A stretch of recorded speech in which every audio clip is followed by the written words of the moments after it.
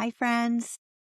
Today we're going to get a little bit feisty, but I promise it's going to smooth out and give you some really practical, actionable tips that's going to help you with uncovering a strategy that will better help you to navigate the ups and downs of living this human life and especially life in midlife motherhood. So let's jump right into the feistiness. I was in a yoga class not that long ago. And as a trained yoga teacher myself, I love the benefits of yoga, often appreciating all the gifts that practice can give me. But it also makes me a very picky yoga student. Because of my training, I have really established opinions about the type of yoga that my mind and body and heart want to receive. And the yoga class I went to was excellent. The teacher did such a wonderful job. I was served so well by that yoga class. But there was one activity that this thoughtful instructor guided us through that reminded me of my pet peeves when it comes not just to yoga, but to the wellness space in general and what coaches and influencers and some other thought contributors usually tell people to do with their painful emotions when they come. And this thing that the yoga teacher did was kind of guided us into a state of relaxation. And then she said something like, you inhale what you want to feel. So inhale the emotion that you want to feel. And then as you exhale, let go of the emotions that, and this is like air quotes in my hands, aren't serving you anymore. So inhale, breathe in peace and gratitude and joy and contentment, like fill in the blank, breathe in. And then exhale, let go of anger and sadness and resentment and anxiety. And I want you to think about the message that's behind that instruction. The message that's behind that instruction has to do with one of the two most popular pieces of advice that I see out there that I actually think is bad advice. And in the short term might be somewhat workable, might help you just a little bit, but in the long term really sets us up for not actually moving into our next era of emotional wellness and well-being. If you're listening to this podcast, I know it's because you're ready to level up, to get an actual skill set and framework that works, helps you to move through this experience of being human in a holistic and skillful way. And then also helps you to create a relationship with yourself that is deep and nurturing and helps you tap in to the inner power that is you. So the piece of advice that I hear that is, I would say, incorrect is that you can choose your emotions. So when you're feeling bad, the antidote to that bad feeling is to choose something else. Instead of anxiety, choose peace. Instead of anxiety, choose trust. Instead of anxiety, choose gratitude. And that piece of advice is incorrect fundamentally because emotions are not a choice. So the yoga teacher in me in that yoga class is understanding this well-meaning yoga teacher is wanting to bring a feeling of spaciousness and ease to all of her students that she's caring for so generously. And she just doesn't have the therapist training that I have to know that that cue is fundamentally incorrect. We can't choose our emotions. Our emotions are a biological experience that we don't have control over in terms of, did it happen? Why did it happen? Our emotions have to do with who we are as humans, the things that we care about that impact us deeply, the learning history and relational patterns that we have, the way that our nervous system has adapted to protect us in the environments that we're in. And honestly, Our emotions are really valuable pieces of information for you to know yourself more deeply and to make strategic choices about how you move forward in day-to-day circumstances. Your emotions are an essential part of who you are, and we do not want to skip over or ignore any of the emotions that are coming our way, even if they're uncomfortable, and especially when they're uncomfortable or painful. I think the advice to breathe out the emotions and listen to those words that are no longer serving you. I think that implies that difficult emotions are wrong. That if we're struggling with emotions, if we've had a difficult emotional state for a prolonged period of time, that it means we're doing something wrong or there's something kind of shameful or deficient in what we're doing or how we're navigating through. I think it kind of buys into this undercurrent in popular culture and the popular wellness space in the United States, especially. And if you're listening in from another country, you'll have to let me know how it plays out in your country. But there's this idea that if you are having a difficult emotion, it means that you're wrong and you need to change yourself, or the situation is wrong and it needs to be changed. We almost have a value or morality around always feeling good, and we get really stressed when we're feeling bad because maybe the messaging in popular culture is that you should always feel good most of the time. And if you have a rare blip of feeling bad, you're bad or the situation is bad. And that just is fundamentally, my friends, not true. We are human beings, and human beings are here to live this rich, full life. And it includes the spectrum of the emotions available. If we're living brave and big and heartfelt lives and conscious lives, we're going to have lots of feelings over and over again. And the painful ones don't mean that we have failed or that there's something wrong with us on some level. So I disagree with negative emotions not having a service or a purpose. And then I also just fundamentally know that it isn't a long-term strategy to imagine letting go of an emotion and then expect it not to come right back. If you haven't listened to the information and applied some values-aligned action around whatever the emotion is asking you to pay attention to.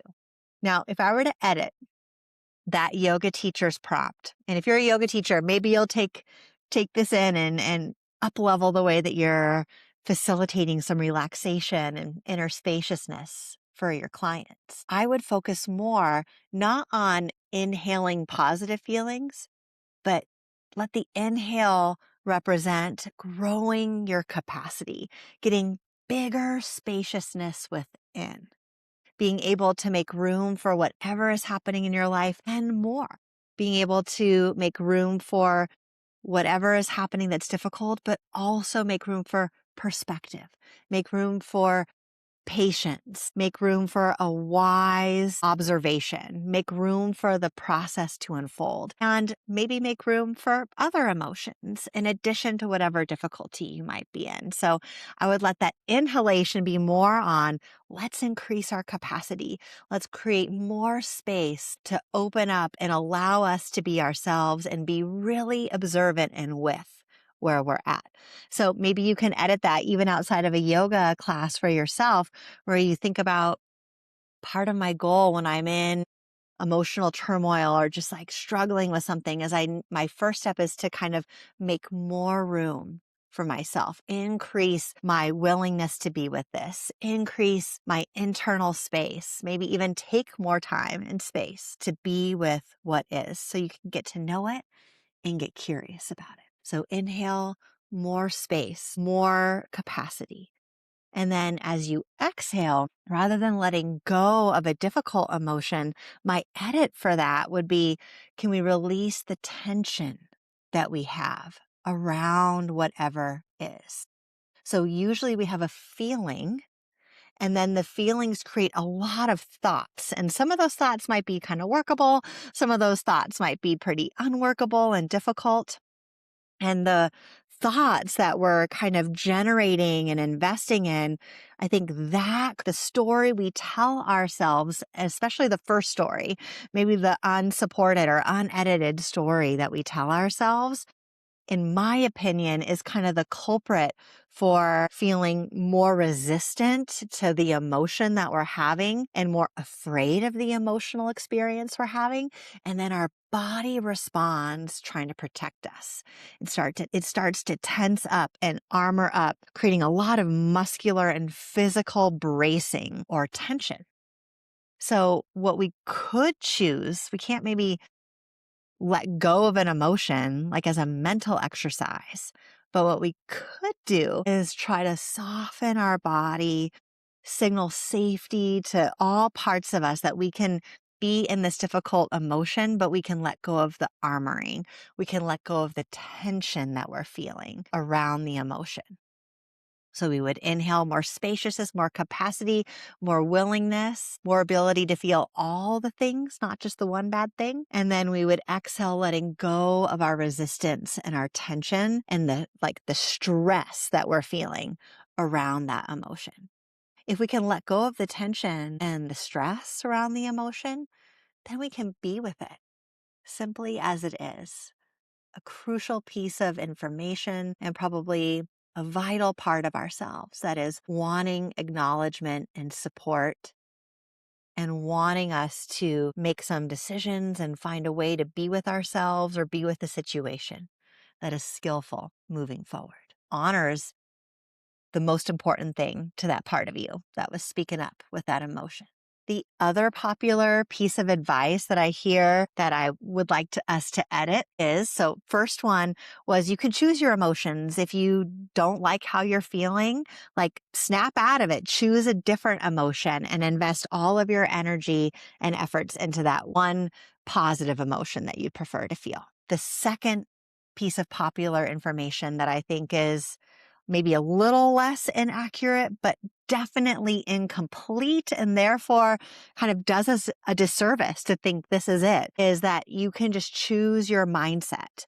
And that if you're having a negative emotion, it's because your mindset is wrong or limited, or the mindset itself is causing the pain. And therefore, if you shift your mindset, then you're going to just shift all of your emotions and you don't need to contend with whatever the emotional experience was that you had. And this one I think is tricky because it's not all good and it's not all bad either. But I am here to help you evolve beyond mindset work only as the way that you're going to start to move through your inner emotional world.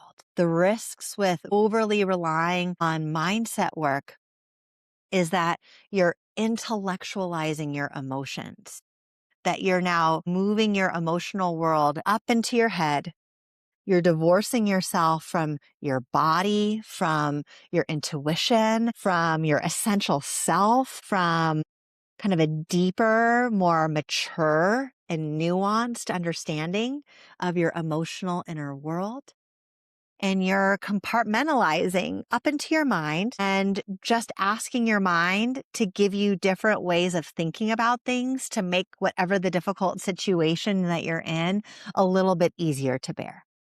So the cost is a lack of maturity, and I would say like a lack of real depth and evolution. And when you don't have that depth and inner evolution, it's likely that you're going to keep struggling with the same things, kind of like over and over again. You'll deal with something, you'll feel better about it for a couple days, a couple weeks, a couple months, and then something similar will act whatever that inner difficulty is, and then you'll be back into it. And if you just use that mindset work, it takes too long to actually evolve and grow.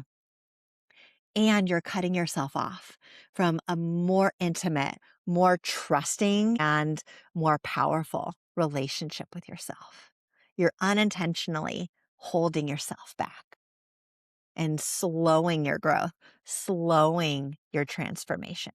The positive part about mindset work, if you are really skilled in doing that, is you get really good at a skill called reframing. So it can be really helpful to use our minds to zoom out, get a big picture perspective on ourselves or on the situation at hand, and to be able to see multiple choices unfold before us, see ourselves from more generous lights or more flexible mindsets. It's good to reframe. It's good to go from a place of like, I can't handle this, to be able to reframe it and like, I'm not alone. I can do this. There's a way forward. Reframing is a wonderful skill, and mindset work can help exercise that muscle of reframing. It's just, my friend, there is more to life than constantly reframing. There is more to the information you're getting from your emotions than just picking a belief, trying to alter that belief, that limiting belief, and turn it around in some way. There's another way to get more trust, more wise counsel within, and a way to evolve and grow beyond those limiting beliefs rather than just having the skill of reframing them continually. So here, Vibrant Mom, the spiciness is we're not about choosing our positive emotions and skimming the surface of life like that. And we're not about constantly reframing and ignoring this wealth of information that's below your 2 ears down into your heart and into your gut. Instead, we want to practice doing 4 things to the best of our ability. And there's way more than 4 things I want to teach you, my friends, over the course of however long we're going to be in this conversation together.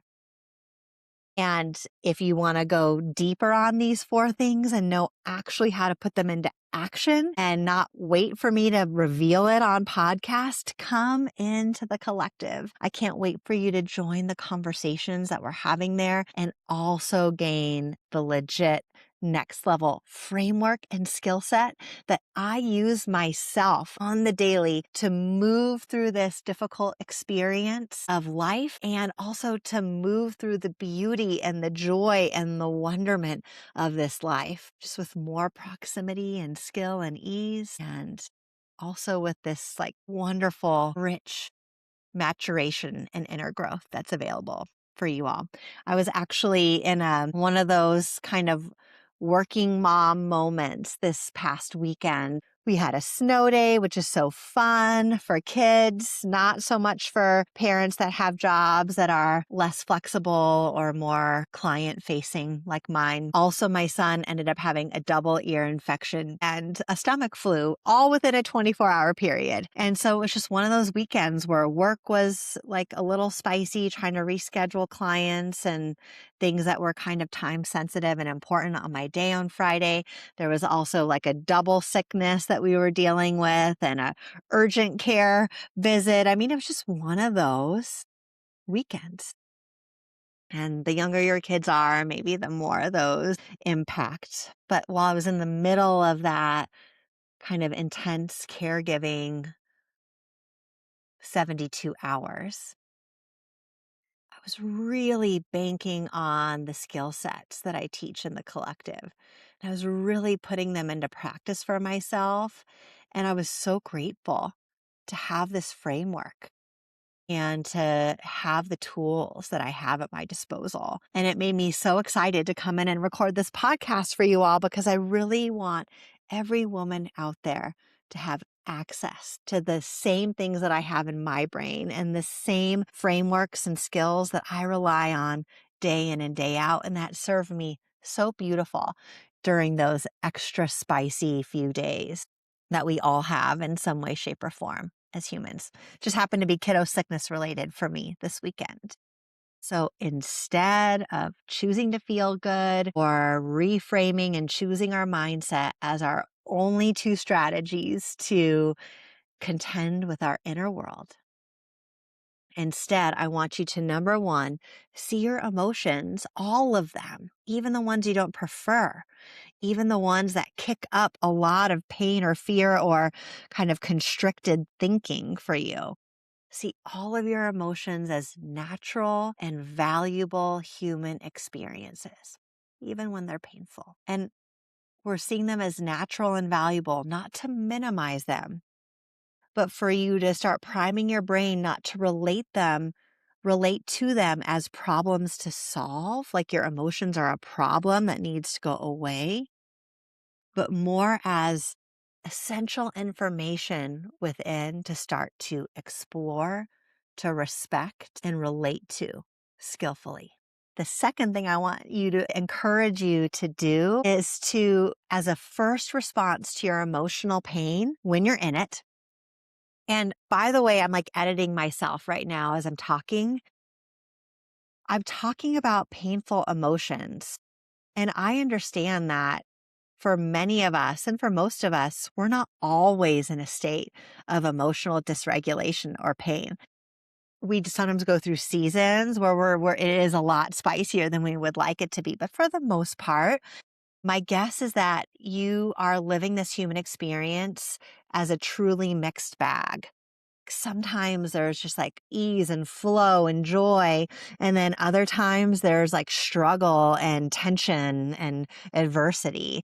And most of the time, life is giving us a wonderful dose, a difficult dose sometimes, but a wonderful dose of both simultaneously, back and forth, and at the same time, forever and ever. So when I'm talking on the podcast about what to do with your difficult emotions, it's not to imply that life is all suffering and pain and difficulty. No, of course not. Life is like amazing. Choosing to talk about the hard parts to free you up to experience the good parts more often and with even more capacity. And I want you to feel the bad parts with more skill so that you can know yourself more deeply, trust yourself more intimately, and ultimately be in a position where no matter what adversity is coming your way, you feel much more confident to move through it and show up toward yourself and toward the humans you care about with greater consistency and ease. So the second thing you're going to practice doing when you're in a difficult moment is to practice taking away the alone part of the emotion within yourself first. So before you intellectualize to reframe, or before you go to problem solving, like, why am I feeling this way? What caused it? Who's to blame? What needs to change? Before you go there, focus instead first as I need to be with myself. I need to first rely in and relax into a nurturing, comforting relationship with myself on the inside. I spoke about that in the podcast last week. I'll be sure to link it in the show notes if you missed it. And over time, there's so much we could discuss around what the second little piece of advice is. But I want you to think about taking away the alone. That human beings do much better with our emotional pain when we feel like we're in relationship to something or someone that is loving and overtly caring and non-judgmental and curious, wants to be both a thought partner and a comfort, but relies on comfort and relationship first. So there may be friendships we rely on, partnerships we rely on, maybe a relationship with your higher power if you have one that you rely on, something bigger than you, the spiritual aspect of life. And those are all really important, wonderful things. And there is a relationship with self that is often not talked about. And that's why I'm talking about it with you. The midlife manifesto for women is to start tunneling deeper and deeper to a power within. And there are many things we might do with that power within, but one thing certainly must be a deepening and more nurturing relationship with ourselves, especially when we're in pain. So think about taking away the alone before taking away the pain of the emotion. So we're seeing our emotions as inevitable and just natural, important things to move through. We're also practicing banking on and building a relationship with ourselves that has the capacity to be like a sturdy leader and a sturdy support within as we're experiencing our emotions. And then a third strategy I'd love for you to start to try on and consider for yourself is to practice allowing that emotion to be with you a little longer than your natural tendency might be, and to pair that emotional experience that's difficult with soothing gestures. Not to bring the emotion down or make the emotion go away, but to add to that emotional landscape. So rather than minimizing an emotion or moving through it quickly or more quickly than it's ready to be moved through, we want to think about widening our tolerance, widening our ability to be with the emotion so we can be with self-doubt or imposter syndrome or self-consciousness. We want to allow that for maybe a little bit longer, and rather than contend with it specifically right away, we want to add to it. So we add to it with seeing it as a natural, normal human emotion. We add to it with practicing taking away the alone part and kind of being on the inside like, yeah, like this is so hard. I hate feeling this way, but I'm allowed to feel this way. I'm going to be nice to myself while I'm feeling this. I'm going to find a way through it with myself. So we're widening with a relationship, and we want to widen as well with some soothing gestures. And I would recommend that you don't overly rely on mindset work for that soothing gesture to start. Like a lot of times I hear people reframing as they're trying to widen right away, like, but I'm actually an expert, or actually, who cares about that imposter syndrome? Everyone experiences it. It's not really that bad, or just trying to find a way to free up some space in your mind around it.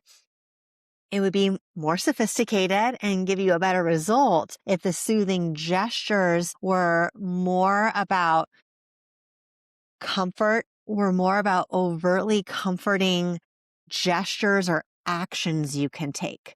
It's not wrong to like do mindset work while you're doing that, but I would rather it sound a little bit more like there's something in this like imposter syndrome for me. I want to get curious about it. But before I get curious about it, I think I need to do a few things to signal to my nervous system and to my inner self that like a wise, kind, creative part of me is going to be trying to figure this out. So I need to do some soothing gestures. Like I'm going to go on a walk. And then I'm going to take some time maybe to write out what I'm feeling. And then I'm going to take some time to maybe share it with someone. And then I'm going to just make myself a cup of tea and sit and breathe. And then I'm going to do a little nervous system regulation practice. And then I'm going to schedule a time in my day to go on a more overt walk to really think through, what is this insecurity wanting me to know? What is this repeating pattern of not enoughness or imposter syndrome that I'm going through?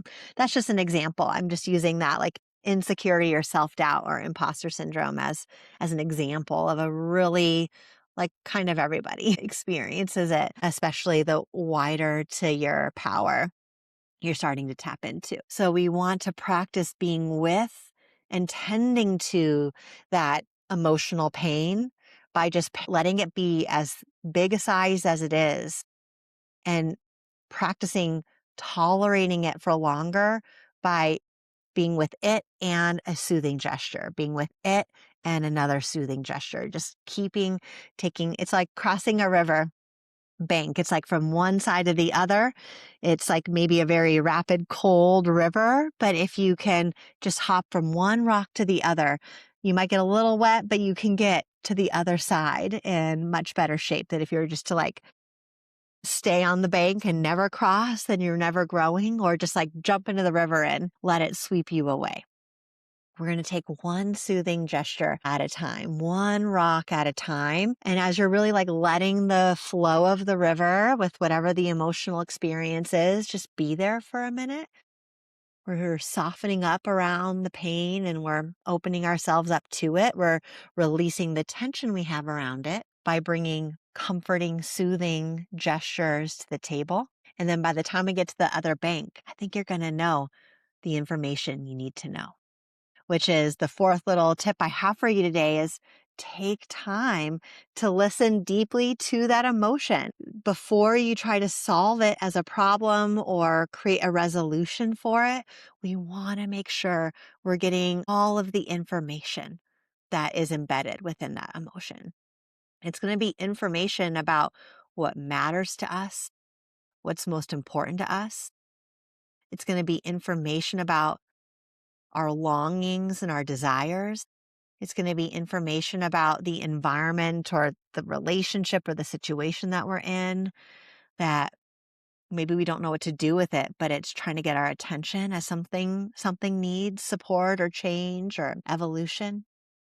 It's going to be information about you within you, parts of you that want to be connected to and supported, areas of growth and evolution that are ready for you to attend to.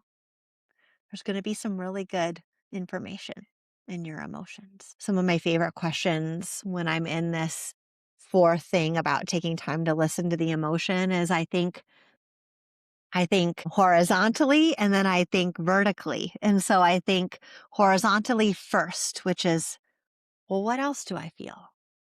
And what else does that remind me of? And what else might be alongside it? I keep asking myself that, what else, what else, what else, to just invite myself to be generously listened to. It's like a wonderful conversation with a friend when they're like, well, what else? And like, tell me more. And is there anything else you want to say about that? We're drawing ourselves out. We're practicing being generous listeners to our inner experience. So after I've kind of exhausted the what else, horizontal questioning, left to right or right to left questioning, then I go vertically, which is in my mind going deeper. So I pick any of those what else experiences that I uncovered. And then for all of them or a few of them, I go, and what's underneath that? And what might be underneath that? And what might that be protecting? Or what might that be inviting me deeper to explore? What might that deeper and deeper and deeper be reminding me of what's most important and what's most essential for me? When we practice seeing our emotions as just inherent and natural and valuable and not to be manipulated or controlled or prevented, when we practice taking away the alone part of the emotion and start building a relationship with ourselves that is spacious and able to deal with any emotional pain, when we practice pairing spaciousness for this difficult experience and adding in soothing gestures, rock by rock by rock, to get us to the other side. And when we take time at some point in that process to eddy out and listen a little bit more deeply to what our emotions are asking us to attend to, we're really starting to increase a maturing, evolving, and potent way to contend with this experience of being human. And why do we want to do that? Why do we want to really be much more skillful in our emotions? Well, we don't want to miss out on the present moment and things that are available to us to really enjoy and savor this experience that we're having as moms, as women, as humans in the world. We also don't want to add unintentionally to our suffering. So in Buddhist tradition, I think they speak to this really beautifully. They call the suffering that humans can experience the second arrow. So the first arrow is like the pain, whatever the pain is, whatever the emotional pain is, or the situation that hurt, or the relationship disappointment that occurred. That's the first arrow. And then the second arrow is the storytelling we do about ourselves, the meaning making that we make that isn't helpful or workable about ourselves or about the situation, and the resistance and tension and adversity we create within and armor up around the pain that we're in. That's the second arrow. So we want to practice these evolving emotional skillfulness to reduce our suffering and to practice taking the second arrow out of any just human difficult experience we're in. And we also want to be able to start to tap in to an inner power that is ready to be tapped into and unleashed as women moving toward midlife. So I believe the 40s is a critical decade where the most powerful influence and the most powerful work and the most powerful evolution of self starts to occur in this decade. And I'm sure it goes beyond ladies in your 50s and 60s. You're going to tell us what's next. But I am seeing a big transition and pivot point for powerful women in their 40s. And if we're not matching an evolving skill set with our emotions to the developmental stage we're at, we're going to hold ourselves back unintentionally. We're going to suffer more. We're going to struggle more. And we're not going to be available to tap into the power within. And your power within is meant to bring more love and beauty and light and well-being in your sphere of influence. I don't want you to hold yourself back unintentionally from yourself, from your family, and from whatever it is in the world that you're here to do. I think that our painful emotions, when they come, even if you're like as skilled as some of us are with navigating through them, even when we're skilled, it sometimes takes us by surprise, takes us down and under for a minute. And those like really spicy emotional experiences to me remind us of a human truth, which is that we are unfinished. We don't get to a place of enlightenment or permanent emotional well-being. You're not unfinished because you've done something wrong. You're unfinished because you are alive. And as intimate to human aliveness is desire. And desire is like a basic fact of being human. Desire both reveals what is not finished and also reveals what could be and how we can all grow and evolve to be more loving with ourselves and with each other and make a world for ourselves and for our kids and other people's kids that works better. That like ache we feel with that desire and that unfinishedness of being alive as humans. To quote one of my favorite thought leaders is Kate Bowler. I think that's how you say her name. She says, the ache is not a glitch in my system. It is the system. The ache is not what's wrong with us. It's how we're made, hungry. I love how she says that our painful emotions are often revealing our deepest desires and that ultimate unfinishedness of being human. And again, it's not a glitch in the system. It is the system. It's how we are as humans, designed to move toward more aliveness, more love, more capacity, more possibility. So I'm curious, my friend, after you listen to this, tell me which of the two mindset fallacies are you most liable to? Those two most popular, where you feel either one, guilty for feeling bad and know you just need to choose the good ones, the good emotions. Is it that making you feel guilty for feeling bad? Or is it the intellectualizing your emotion strategy where you're constantly noticing a limiting mindset that might be truthfully actually connected to that difficult emotion and then only trying to replace it and reframe it with a positive mindset? Which one have you been banking on? And then which of the other 4 strategies that I gave you today is the one that you want to start practicing first? Of course, I would love for you to apply all 4 over time, but that's a lot of work. Maybe you just pick one for this week that you're going to try to, maybe you write it down and you try to bring it to mind and you try out your current capacity to grow in that skill.